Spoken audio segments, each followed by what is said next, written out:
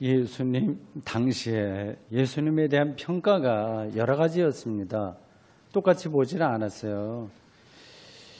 그 중에서 가장 어색한 평가는 그가 먹기를 탐하고 포도주를 즐기는 사람이다 라는 그런 표현이죠. 좀 어색하죠. 우리가 듣기에도요. 그렇습니다. 누가복음 7장 34절에 있는 내용입니다. 이게 과장된 표현이긴 하지만 세례 요한이나 바리새인 등 나름대로 경건하게 살던 사람들하고 예수님의 삶의 행태가 달랐다고 하는 것은 분명히 보입니다. 예수님은 모든 사람들을 편견 없이 저 사람이 얼마나 경건하냐 아니냐 뭐 그런 거 편견 없이 함께 먹고 마시는 일상을 통해서 사람들에게 하나님 나라를 전하셨습니다. 그래서 그런지 예수님의 가르침에는 잔치나 먹는 이야기가 종종 나옵니다. 누가복음 14장에는 오늘 우리가 같이 설교 본문으로 읽은 그 대목이 들어있는 장입니다. 여기에는 잔치나 먹는 세 가지 이야기가 이게 연속적으로 나옵니다. 그 세 이야기가 다 모여서 먹는 식탁에 대한 이야기예요. 첫 번째에서 세 번째로 진행되면서 그 내용의 강도가 더 강해집니다. 오늘 설교 본문은 첫째와 둘째 이야기예요. 일단 두 이야기를 따라가 보도록 하겠습니다. 여러분들이 평소에 잘 알고 있었던 그 내용이실 겁니다. 예수님은 어느 바리새인의 집에 식사 초대를 받았다고 합니다. 예수님이 바리새인의 집에 들어가는 게 이렇게 흔한 이야기가 아니잖아요. 근데 어쨌든 아주 특별한 경우로 보입니다. 근데 거기에 예수님만 온 게 아니라 다른 바리새인들하고 같이 어울려 지내는 그런 사람, 같은 바리새인들이겠죠. 같이 어울릴 수 있는 사람들이니까요. 그들이 왔는데 그들이 서로 식탁에 상석에 앉으려고 좀 이렇게 좀 노력을 한 것 같아요. 그렇게 보이잖아요. 좀 높은 자리, 좀 중심이 되는 자리로 가는 겁니다. 거기는 주인이 가까운 자리죠. 상석은 주인에게 가까이 있는 자리입니다. 거기 앉아 있으면 내가 그래도 이 주인하고 가깝고 좀 인정을 받는다 그런 느낌을 받을 겁니다. 이러한 모습을 예수님께서 보시고 말씀하시기를 이렇게 충고하셨습니다. 혼인잔치에 초청을 받으면 상석에 앉지 않도록 해라. 주제 파악하지 못하고 거기 앉았다가 당신들보다 더 높은 사람이 서열이 높은 사람이 오게 되면 주인이 와서 이 자리 물려줘라 하지 않겠냐 하는 겁니다. 청와대 영빈관을 상상해 보면 뭐 그림이 나오죠. 의전에 따라서 자리가 이제 배열됩니다. 근데 어떤 사람이 뭣도 모르고 조금 의전상 뒤로 가야 될 게 이제 앞으로 가서 앉게 되면 나중에 좀 창피당하겠죠. 예수님은 초청을 받았을 때 차라리 낮은 자리 가서 앉아 있으면 주인이 와서 이렇게 높은 자리로 안내줄 거 아니냐 이렇게 말씀하셨어요. 그리고 결론을 이렇게 11절에 말씀하셨습니다. 자기를 높이는 자는 낮아지고 자기를 낮추는 자는 높아지리라. 예수님의 이 말씀은 정말 간단한 건데 어떻게 보면 지혜로운 처세 방법, 사람들과의 관계에서 이렇게 살아야지, 좀 겸손해야지, 뭐 이러한 처세술처럼 보여요. 그렇죠. 유대교 문헌에도 이와 비슷한 이야기가 있습니다. 동양의 스승들도 이런 비슷한 가르침들을 제자들에게 많이 주었을 겁니다. 이건 뻔한 이야기인 거예요. 사실은 따지고 보면 특별한 게 아닙니다. 잠깐 높은 자리 가지 마라. 낮은 자리에 있어야지. 왜 그러냐 하는 거죠. 이런 교훈을 얻는 것도 뭐 크게 잘못은 아닙니다. 이 세상은 우리로 하여금 자꾸 이제 상석에 올라가라고 노골적으로 부추기고 있지 않습니까? 충돌제 하고 있는 거예요.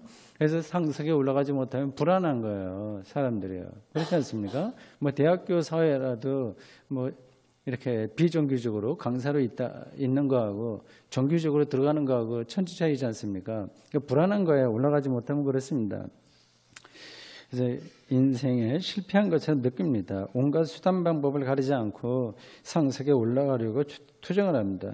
거기에 자기의 운명을 거는 거죠.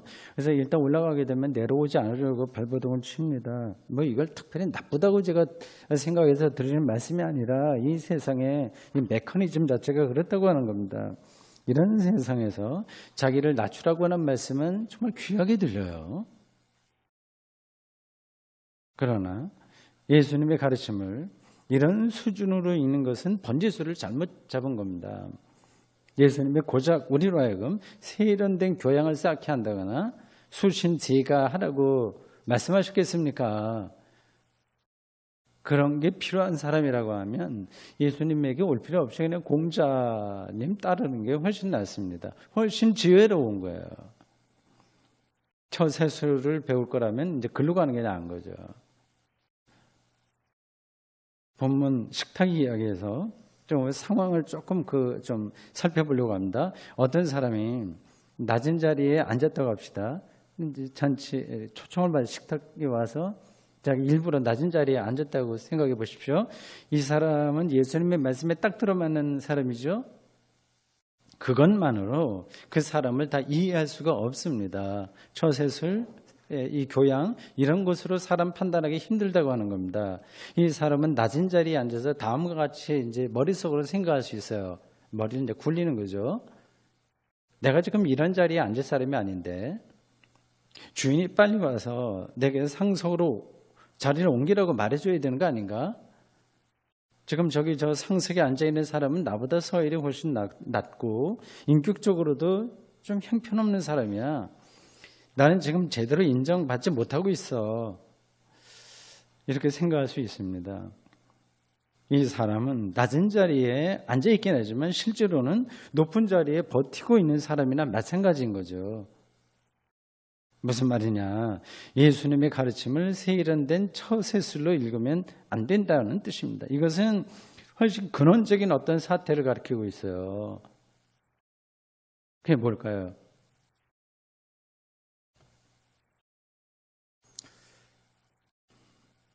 사람의 운명은 그리고 그 삶 자체는 하나님과의 관계에서 결정된다고 하는 것이 대답입니다. 하나님과의 관계요. 이게 무슨 뜻인지를 생각해 보십시오. 이제 세상에서는 하나님과의 관계가 아니라 이제 세상에서의 관계는 이제 예수님 말씀대로 이루어지지가 않아요. 자기를 높이는 자가 스스로 저절로 낮아지지 않습니다. 자기를 낮추는 사람이 자동적으로 높아지는 것도 결코 아니에요. 이제 그럴 수도 있고 아닐 수도 있습니다. 세상에서는 오히려 반대로요. 이 말씀과 달리 작동되죠. 자기를 낮추는 사람은 그냥 계속 낮아져요. 그래서 자기를 높이는 사람은 오히려 더 올라갈 수도 있습니다. 근데 이러한 것들, 낮은 자리에 가면 높아지고 높은 자리에 가면 낮아진다고 하는 것을 기계적인 원리로 보면 곤란합니다. 하나님을 믿는 사람들은 그건 하나님과의 관계 속에서 산다는 삶의 태도인데 높은 자리와 낮은 자리라고 하는 개념 자체를 벗어나서 세상을 보는 거예요. 쉽지 않죠. 비유적으로 보면 유치원 아이들의 소꿉놀이를 생각해 보십시오. 각자의 역할이 있어요. 뭐 엄마, 아빠, 뭐 주인, 하녀 이런 여러 가지 역할이 있습니다. 소꿉놀이에서는 그런 역할과 자리에 의미가 있지만 소꿉놀이를 떠나서는 아무 의미가 없는 거죠. 어른이 되었는데도 소꿉놀이의 논리에 머물러 있는 사람들은 하나님과의 관계로 들어가지 못한 겁니다. 세상을 다르게 보는 거예요. 하나님 나라를 기다린다고 하는 것은 그렇습니다.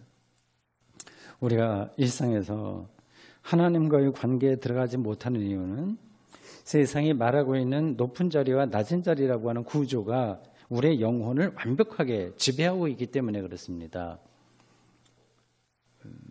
이거는 이제 목회자에게 비유를 하자면 아주 큰 교회 하는 목사와 아주 작은 교회 하는 목사 이게 절대적으로 그들의 영혼의 절대적인 힘으로 지배해서 거기서 벗어나지 못하는 것하고 비슷한 겁니다. 이러한 세상의 논리, 그러니까 무조건 나쁜 것만을 가리키는 건 아닙니다. 내가 나쁜 방식을 통해서라도 높은 자리에 올라가야지 꼭 그런 것만 가리키는 건 아닌 거예요. 이건 기본적으로 그러니까 자기를 높인다고 하는 것은 자기의 삶을 자기가 완성시키겠다고 하는 의지와 좋은 뜻으로도요, 욕망을 가리킵니다. 이를 위해서 공부도 열심히 해야 되죠. 돈도 모아야 되고 사람들의 인정도 받아야 되고 권력도 얻어야 되고 하여튼 그렇게 인정받는 길을 최선으로 노력하는 겁니다. 기독교 신자면서도 하나님과의 관계보다는 이러한 세상의 논리를 따를 때가 많습니다. 더 나아가서는 신앙을 이용해서 높은 자리를 취하려고 합니다. 어쩌다가 높은 자리를 얻게 되면 흡족해하고 내가 기도했더니 이렇게 허락하셨다든지 또 그것을 얻지 못하면 내 믿음이 부족한가 이렇게 자책합니다. 일종의 성공주의에 속해서 기독교인인데도 그렇게 사는 거예요. 신앙을 이용하는 거죠. 신앙의 세계로 들어가는 게 아니라 신앙을 이용하는 겁니다. 이런 방식으로는 자신을 아무리 끌어올려도 삶이 완성되지가 않습니다. 속으로 다른 생각을 하시는 분들이 계실 거예요. 내가 스스로 노력하지 않고 어떻게 인생을 성공적으로 살 수 있냐? 뭐를 내가 성취하니까 흡족하더라. 그렇게 생각할 겁니다. 그런 것이 실제 삶인지 아닌지를 더 진지하게 생각해 보십시오.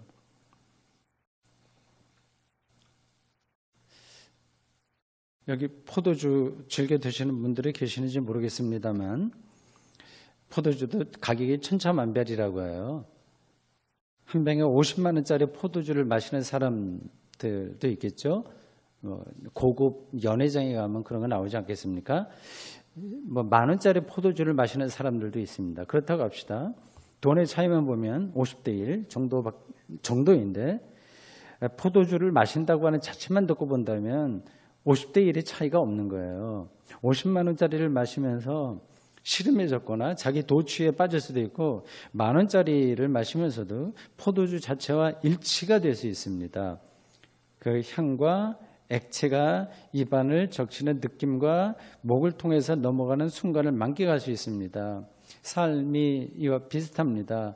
아무리 낮은 자리라고 하더라도 삶 자체를 누리는 사람이 있고요. 높은 자리라고 하더라도 삶을 소비하는 사람이 있습니다. 누가복음 14장 12절에서 14절에 나오는 이야기도 잔치에 얽힌 이야기예요. 이거 두 번째 이야기입니다. 예수님이 12절에서 자기를 식사에 청한 사람들이 듣기에 민망한 정도의 말씀을 하셨어요. 저는 이렇게 말 못할 것 같아요. 자기 초청을 받았는데 식사 초대 받았는데 거기서 이런 얘기를 하시는 거예요.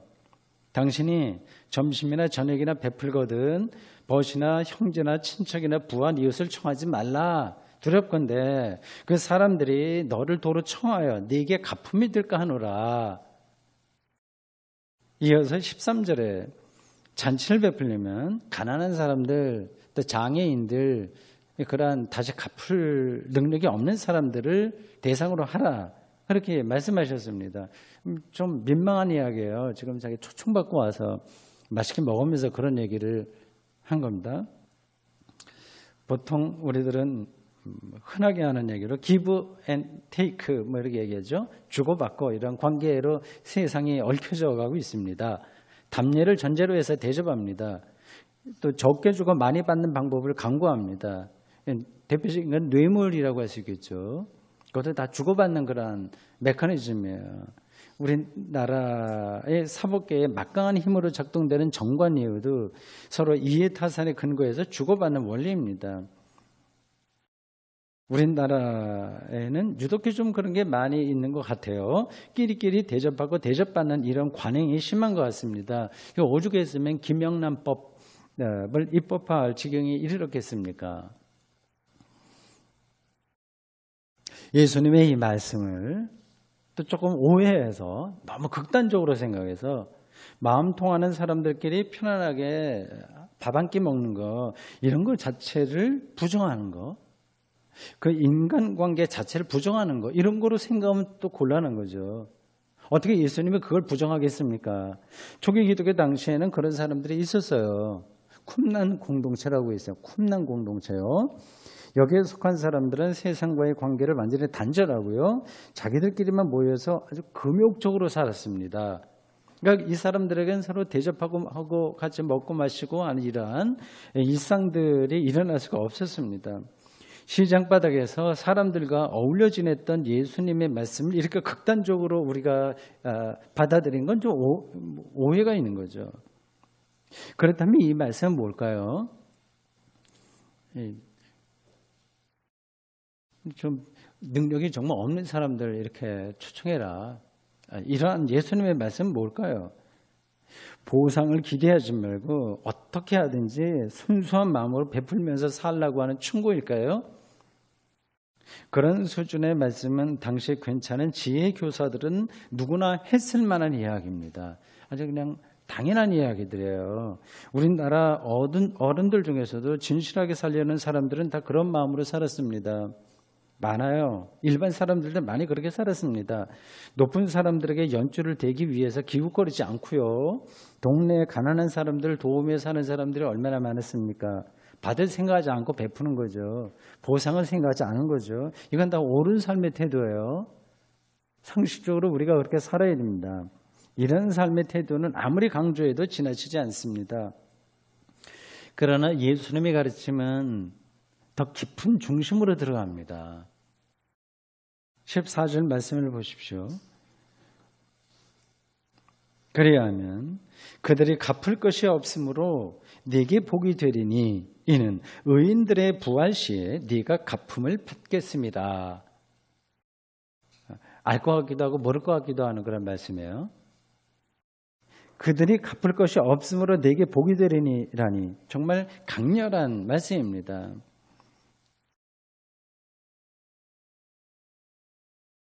다시 말씀드리지만 사람들은 갚을 것이 있는 사람들만 골라서 관계를 주로 맺으려고 합니다. 갚을 능력도 없고 그런 마음도 없으면서 도움을 청하는 사람들을 저 사람은 좀 민폐 끼치는 이들이야 이렇게 간주하고 가능한 대로 거리를 두려고 합니다. 여러분들이 다 소식을 들어서 아시다시피 유럽에 있는 그 난민 처리 문제요. 다 이거 골치 아픈 거잖아요. 가능한 대로 거리를 두려고 하는 거 아니겠습니까? 우리나라로 한다면 탈북자들, 사람들 이제 불편하고, 동남아시아에서 온 그 노동자들, 극빈자, 노숙자, 일단 민폐 끼치는 사람들이라고 생각해서 관계를 안 맺으려고 하는 거 아니겠습니까? 이게 인지상정이에요. 저도 그런 것들을 극복하기 쉽지 않습니다. 예수님은 이 베품에 대한 보상, 베풀었으니까 받는다고 하는 것을 전에 다른 차원으로 돌려요. 다른 차원으로. 근데 이게 우리들에게 들어오지 않으면 정말 이 문제가 해결이 되지 않습니다. 약간 교양스럽게 우리가 살아갈 뿐이지 근본 문제가 해결되지 않는 거예요. 의인들의 부활 시에 보상을 받는다고 했습니다. 그러니까 종말에 하나님이 하나님의 방식으로 갚아준다는 의미예요. 여러분들은 이러한 말씀에 동의하십니까? 그리고 이러한 말씀에 의지해서 살아갈 수 있으신가요? 쉽지 않을 겁니다. 대다수의 사람들은 자기가 살아있는 동안에 보상받지 못하는 것을 못 견뎌야 합니다. 이게 일반적인 생각이에요. 경제적인 논리로 돌아가는 세상은 그렇다 치고 그게 현실이니까 하나님을 믿는 사람들이 모인 교회도 역시 크게 다르지 않습니다. 이 교회 공동체 자체도 그렇고 개인들도 그럴 수 있습니다. 믿음 생활하는 것만큼 하나님이 자기가 살아있을 때 보상해 줄 것을 기대하는 거예요. 보통 기복신앙이라고 얘기하죠. 그런 마음이 이해가 되긴 합니다. 근데 말로는 천국 소망에 모든 것을 건다고 하지만 실제로는 자기가 살아있을 때 모든 것을 이렇게 받아야 된다고 생각하는 거예요. 굉장히 강렬합니다. 교회 봉사 생활에서도 여러 가지 봉사들이 있잖아요.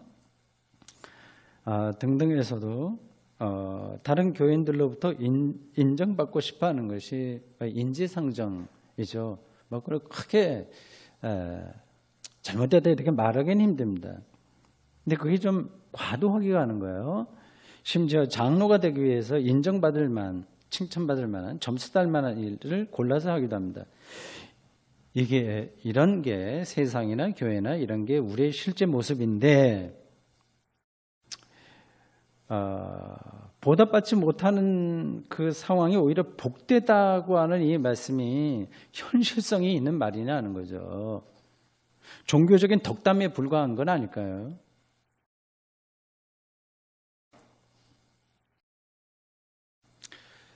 이 질문에 대한 대답은 첫 번 이야기의 대답과 비슷합니다. 우리 인생의 보상은 어떤 걸 우리가 베풀었든지 봉사했든지 그 보상은 하나님에 의해서 결정된다고 하는 사실이 그 대답입니다. 여러분 저의 설교를 듣고 그렇지 맞아 이렇게 속으로 생각하는 분들도 있고요. 옳은 말처럼 들리긴 한데 실감하기는 좀 어렵네 하는 분들도 있을 겁니다. 하나님의 보상이라고 하는 말이 무슨 뜻인지를 깊이 생각해 보십시오. 우리는 세상에서 얻은 지식과 경험에 묶여 있기 때문에 이런 사태의 깊이로 들어가지 못합니다. 우선 사람들로부터 받는 보상이라고 하는 것을 잘 생각해 보십시오. 대개의 경우는 다 형식적인 겁니다. 뭐 진정성이 없다고 하는 것이 아니라 있으되 형식적인 거예요. 대개 그 안에는 이해타산 이런 것들이 잘 이렇게 움직이고 있습니다. 그런 방식으로 자기 삶의 영역을 확대하는 겁니다. 그것으로 여러분의 영혼이 만족할 수 없다고 하는 사실은 분명합니다. 그것으로 정말 만족하시나요? 그럼 그렇게 살면 됩니다. 만족스럽다고 하더라도 그것은 잠시이고 착각이고 그리고 더 강렬한 보상, 대접을 받기 위해서 이리저리 휩쓸립니다. 그리고 우리는 그걸 인생살이라고 보통 얘기합니다.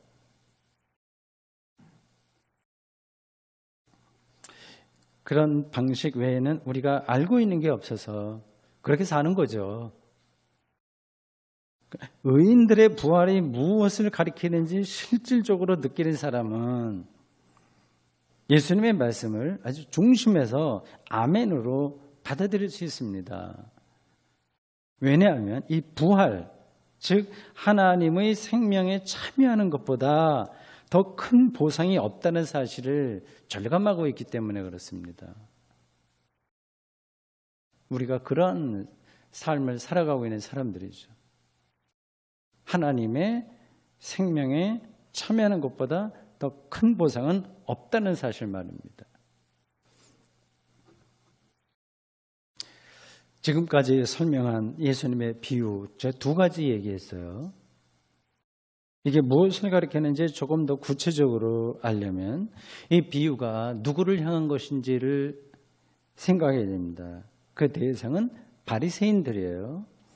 누가복음 14장, 15장은 전체적으로 볼 때 예수님의 말씀과 행동을 불편하게 여기던 바리새인들을 향한 겁니다. 나중에 집에 가서 확인해 보십시오.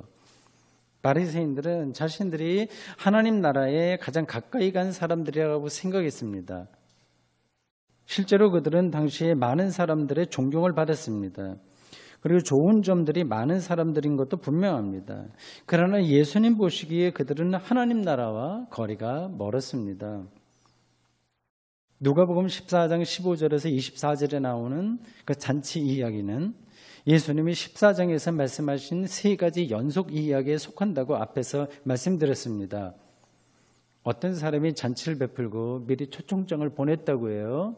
그래서 잔치 날짜가 돼서 자기 하수인들을 보내 마차를 타고 갔겠죠. 초청장 받은 사람들을 데리러 보냈습니다. 그러자 그들은 각자 핑계를 대고 잔치에 오기를 거절했다고 합니다. 주인은 종들을 거리로 보내서 가난한 자들과 장애인들을 잔치에 들어오게 했습니다. 그러니까 바리새인들은 겉으로는 하나님 나라에 가까운 사람처럼 보이지만 실제로는 거리가 먼 사람들이었습니다. 하나님에게 관심이 없었습니다. 하나님이라는 말이 너무 종교적으로 생각이 된다면 삶의 중심이라고 생각하시면 됩니다. 그게 이상하죠? 하나님을 가장 잘 믿는다고 자처하는 사람들이 오히려 천국 식탁의 초대를 거절할 핑계를 찾는다고 하는 게 말입니다.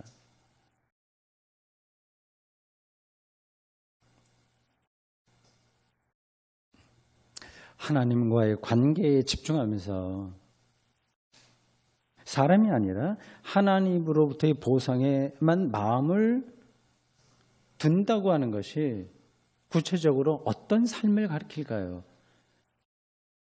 저 사람 보니까 정말 저렇게 사는 것 같아. 그걸 뭘로 우리가 알 수 있을까요? 아니면 자기 자신이 그런지 아닌지를 어떻게 그거를 판단할 수 있을까요? 구체적으로 한번 여러분들 마음속으로 한번 생각해 보십시오. 내가 이런 거 보니까 정말 그렇게 사는 거구나. 이렇게 생각되는 게 뭘까요? 어떻게 확인할 수 있을까요? 어려운 질문입니다. 아무도 그걸 눈으로 보이게 대답할 수 없습니다. 대충의 대답은 우리가 알고 있어요. 대충. 교회 생활 충실하게 하면서 성실하게 이모저모 교회 신앙생활 잘 하고 세상에서도 사람들에게 칭찬받는 그런 모범적으로 사는 거 우리가 생각할 수 있습니다. 그런데 바리새인의 경우에서 보듯이 이것이 직접적인 대답은 될 수가 없어요. 또는 내가 기도하고 싶은 마음이 자꾸만 든다. 그래서 사람들에게 사랑의 마음이 자꾸만 간다. 세상의 정의와 평화를 위해서 투쟁한다. 이런 걸 보면 알 수 있다고 생각할 수 있습니다. 그러나 이런 것들도 직접적인 대답이 될 수는 없습니다. 겉으로는 얼마든지 남이 보기에 그럴듯한 인생을 펼칠 수가 있기 때문입니다. 정의와 평화를 위해서 투쟁하면서도 여전히 교만하고요. 사람들이 그럴 수가 있어요. 사랑을 실천하면서도 그렇게 실천하고 있는 자기에게 만족스러운 거예요. 자기 애죠. 자기 연민. 자기가 그럴듯해 보이는 수가 있습니다. 제가 사람을 너무 비판적으로 봐서 보는 건지 모르겠습니다만 사람의 몇 가지 그런 것들로 그 중심을 파악하기가 힘들고요. 그건 다른 사람의 판단만이 아니라 자기 스스로도 자기를 판단을 못하게 됩니다. 도대체 하나님과의 관계에 집중하고 있는지 아닌지를 어떻게 알 수 있을까요? 이것도 아니고 저것도 아닌데 그럼 당신 뭘 생각하냐? 저에게 그렇게 묻고 싶으신가요? 제가 설교자니까 아무래도 제 입장에서 이렇게 대답해야 되겠습니다. 죽음입니다. 죽음을 기억하는 것, 메멘토 모리라고 하는 중세기 사람들의 그 경구가 있어요. 라틴어로 메멘토 모리, 죽음을 기억하라. 매 순간 죽음을 기억할 수 있다면 그는 하나님과의 관계를 중심에 두는 사람입니다. 죽음을 생각한다고 하는 것은 허무주의에 빠지는 게 아니에요. 오히려 허무주의의 극복입니다. 죽어야 될 실존에 집착하면 오히려 허무에 떨어져요. 삶에 대한 과도한 열정은 곧 허무주의의 이면이에요. 다른 면이에요. 죽음은 삶의 마지막이죠. 곧 갑니다. 젊은 사람이나 늙은 사람이나 차이가 하나도 없어요. 삶과 더불어서 진행된 모든 것과의 단절입니다. 아무도 피할 수 없습니다. 그 죽음을 기억한다고 하는 것은 내 삶 전체의 그 마지막 끝부분을 미리 당겨서 산다는 뜻입니다. 그럴 때만 우리는 일상에서 하나님과의 관계에 집중할 수 있어요. 삶의 일생 동안에 했던 모든 것들을 지나서 죽음의 순간에 내가 가 있다는 사실을 정말 분명하게 붙드는 사람이라고 한다면 그럼 하나님과의 그 사람이 관계에 집중하고 있다 이렇게 말할 수 있습니다. 누가 높은 자리에 앉느냐에 대해서 관심이 실제로 어떻게 돼요? 없어지게 돼요. 무의미하니까요. 보상받는 것에 대한 관심도 현격하게 줄어듭니다. 그게 관심이 없는 거예요. 죽음 앞에서 연봉 1억 원과 2천만 원 사이에 도대체 무슨 차이가 있겠습니까?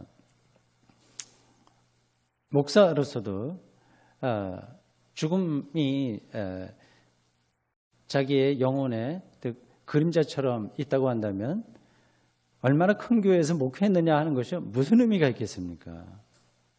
지금은 현실에 최선을 다하는 것뿐이죠. 세례를 받은 우리 기독교인들은 예수 그리스도와 함께 이미 죽은 걸 전제하는 거예요. 그리고 그와 더불어서 이미 새로운 생명으로 변화된 사람입니다. 세례는 한 번 받은 것으로 끝이 아니라 예배와 성찬 예식에서 반복됩니다. 예배와 성찬은 천국 식탁의 모범입니다. 즉 죽음과 생명에 대한 기억이자 약속이에요.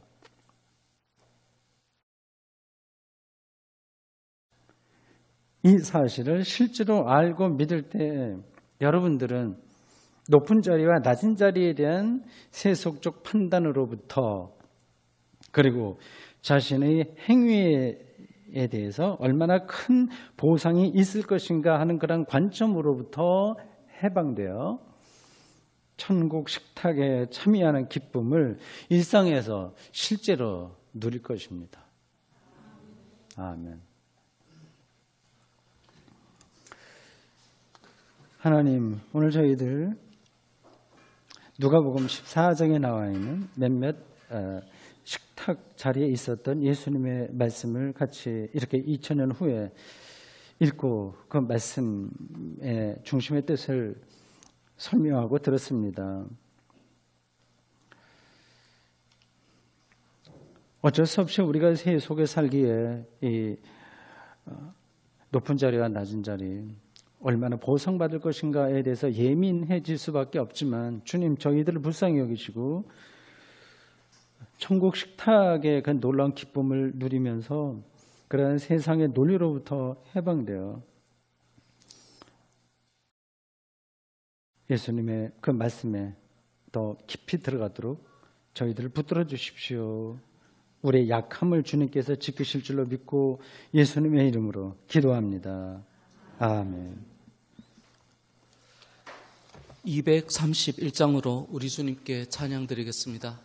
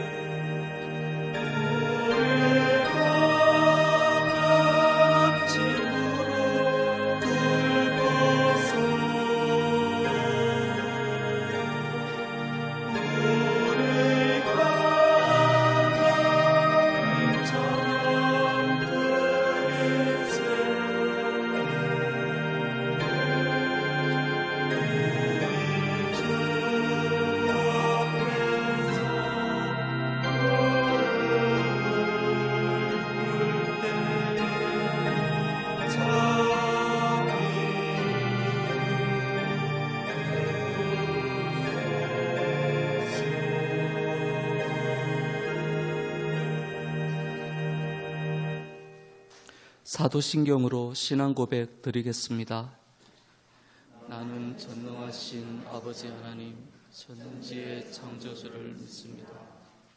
나는 그의 유일하신 아들, 우리 주 예수 그리스도를 믿습니다. 그는 성령으로 잉태되어 동정녀 마리아에게서 나시고 빈도 빌라도에게 고난을 받아 십자가에 못 박혀 죽으시고 장사된 지 사흘 만에 죽은 자 가운데서 다시 살아나셨으며 하늘에 오르시어 전능하신 아버지 하나님 우편에 앉아 계시다가 거기로부터 살아있는 자와 죽은 자를 심판하러 오십니다. 나는 성령을 믿으며 거룩한 공교회와 성도의 교제와 죄를 용서 받는 것과 몸의 부활과 영생을 믿습니다. 아멘. 모두 일어나 419장 1절로 우리 주님께 찬양 드리겠습니다.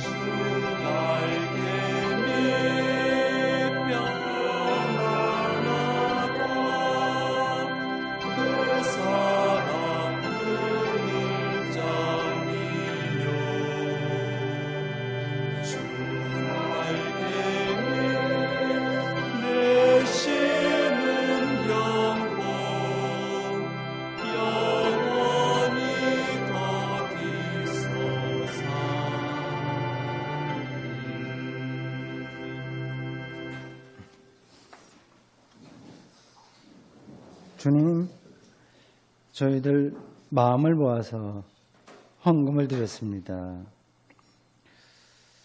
그 바친 손길들을 켜시고 이 헌금이 하나님의 뜻을 위해